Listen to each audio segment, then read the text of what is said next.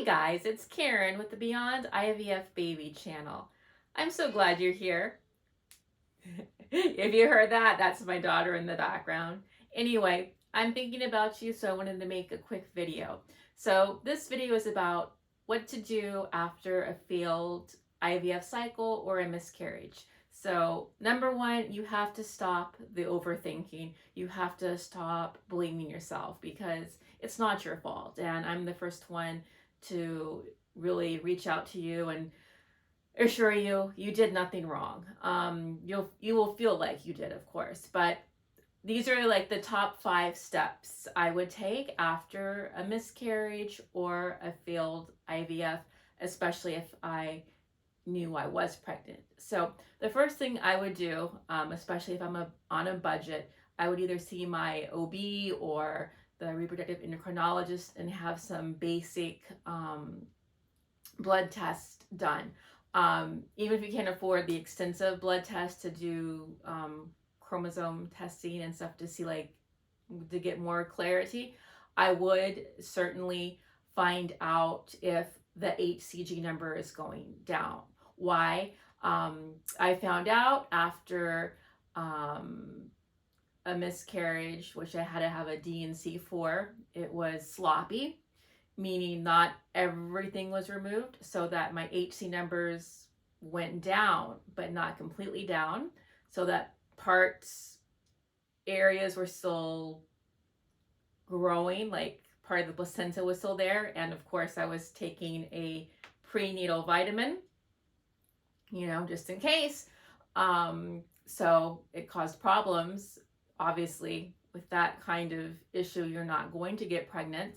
And that was a couple of months before I found out I actually had an ultrasound. That's how I found out with my reproductive immunologist. And I was like, oh, well, your numbers are still like in the low hundreds and we can see some remnants. You need to, stop taking these vitamins for a while and stuff like that to let everything else just kind of clear out. So that's what I would say. Make sure your HCG numbers are going down. If you have money, more money, you wouldn't do, your progesterone levels, your estrogen levels, other things as well. I would say check your DHEA levels, all these things, because all your female hormones, or the hormones, including the testosterone and the DHA, they're all the components of good levels are going to help you ovulate a good egg to get pregnant. So that's something I would certainly do. There were certain baseline supplements I would take. Again, if you're on a budget, you want to make sure you're taking a prenatal, because while you're always trying, you always have the hope every month to get pregnant. So you want to have, a couple of really important supplements. One, I would say for sure, is going to be a prenatal. Other supplements are optional, for your own, I guess, health overall. Most Americans in particular are low on vitamin D. So if you have had a recent vitamin D test, you might want to be doing supplementation with that. Vitamin C is typically, because it's antioxidant, is helpful. For some, vitamin E is also very helpful and has good qualities to help protect the eggs. And then if you have more money that you could budget for, I would definitely look into the more powerhouse antioxidants like CoQ10 and things like that. And there are even more that you might want to look into depending on your particular concerns and issues. Apart from that, especially if you're over the age of 35 and trying to get pregnant, even if you're a doctor, if you're not going to advocate for it and you don't have a reproductive endocrinologist, and maybe you can't afford to add one, you can always, even if your primary physician or gyno won't order you the test, you can always get a test through a lab where you go ahead and prepay. Like, it could be Life Extension. There are many others where you can check your levels. I would look at inflammation levels, such as cytokines or NK killer cells, and see where you're at. Why? Because if you have high inflammation, that's going to make you have a stronger barrier to either not getting pregnant or just causing more likely to cause problems and things like that. You may or may not know if you have endometriosis, fibroids, things like that. So again, if it's too costly to test and take different treatment options like excision surgery if you have endometriosis, I would definitely do castor oil packs. You can Google that, but basically, you want to buy a high quality castor oil. I would get one in a glass bottle, and basically, you're going to have the oil on your whole abdomen area. You're going to have like a hot pack, and it's going to help detox and break things down.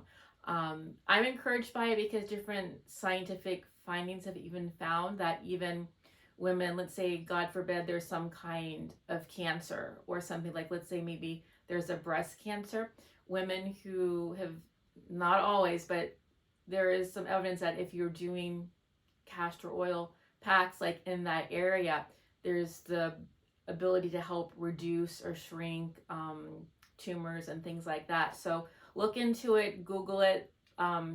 I learned this by following a functional naturopathic doctor, and look at the evidence. It could potentially do something that might move the needle in the positive direction. So apart from supplements, getting at least a HCG test if you know you were pregnant, doing some other lab testing if you have extra money, getting on some quality supplements, and then also important information to have and gather is some kind of fertility tracker. So whether that is, if you have low budget, you can do like some kind of basal body temperature where you're taking your temperature to see if you are ovulating at the end of the month. Of course, you can always do blood test around, after, usually I think it's after cycle day 21, depends on your cycle. Or if that's also, if there's any other conditions that you might have going on, you might want to do other tests and things like monthly. You can get like something like a Clear Blue Easy ovulation kit. They have all kinds of different ones. You have the pea sticks that are disposable, you can get on Amazon, or you can get like a sophisticated little machine where you have to do the test in a certain window. You have to use your first urine of the day and all these things, and it will track and kind of see like, are you at a plateau? Does nothing ever happen? Things like that. So based on that, after even tracking a month or two, you're going to be able to have a really good indication if you even are ovulating, and then why might you not be. For me personally, I think my testosterone levels were the first to kind of go all over the place. And I started getting pregnant naturally again once I added some DHEA, because I guess my levels were so low, and something about adding the DHEA helped my hormone levels, and I guess maybe get my progesterone and other things into balance. So I was able to get pregnant. So that's all I have for you today. I just wanted to let you know I am thinking of you. And also, since you stayed here through the end, I would appreciate your support. If you haven't subscribed, if you could subscribe, if you could like this video, and if you can share your thoughts on what you would like to see me talk about next. And also keep in mind, I am working on becoming a certified life coach who would specifically be working with clients for fertility coaching. So if you are interested, I would like to offer a free session to someone who is subscribed to me. So just tell me why you should be the one who should get a free coaching session with me.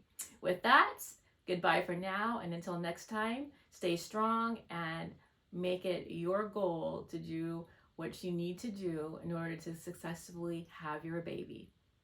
Bye-bye.